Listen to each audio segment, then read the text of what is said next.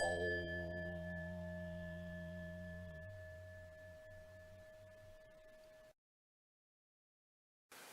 welcome back. This is Dhammajivaka. This is Dr. Sean, or Reverend Sean of the Centered Path of the Basic Buddhist. We're going over still another set of this dependent origination. This is the outer ring out through here of the wheel of samsara.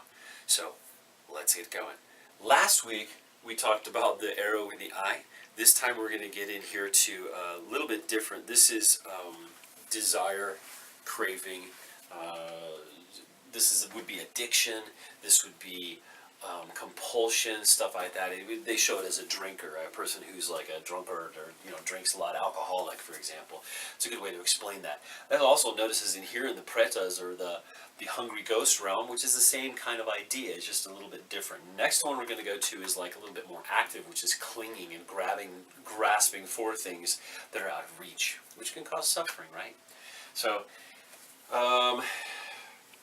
there we go. So that's this one here. We've gone through the first, 7, 8, 1, 2, 3, 4, 5, 6, 7.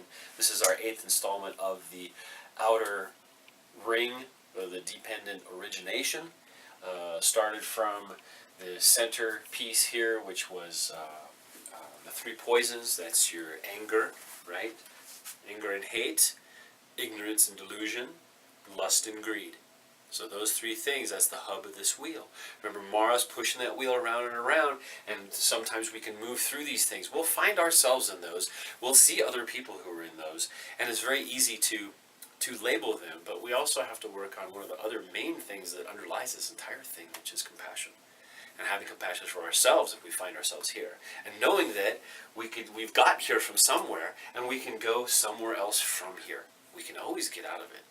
It just takes action. What is our action? We have to stop what we're doing, change it. But that takes some wisdom, that takes some development, that takes some study. So study yourself, study this yourself, because no one can tell it to you. Remember this one here, it's not the hand that we're going to follow. It's not the finger. We don't keep a little like statue of a finger around and pray or do anything and worship that.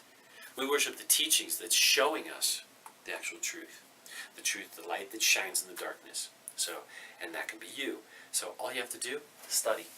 Read your stuff. Look up some more stuff if you want. I know this is a total rabbit hole. Each one of these are little rabbit holes. You go down and it's just going to go again and again and again.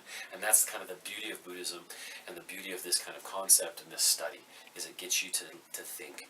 Basic Buddhist, which is what we are, we're trying to get our basic understanding of the world. This is the first steps. Later you can go on, you can write papers and papers about these if you like. You can do all kinds of documentation and presentations and stuff like that. It's wonderful. I'd love to see you do them too. Please give me a comment at the bottom. Ask me a question. I'd love to answer them. We've been having some amazing questions, and I'm going to try to answer all of them. We've kind of I can't really remember who's who and say, oh hey, John 365, you asked about this or whatever, but I'll try and throw them in there. So just keep in contact with me.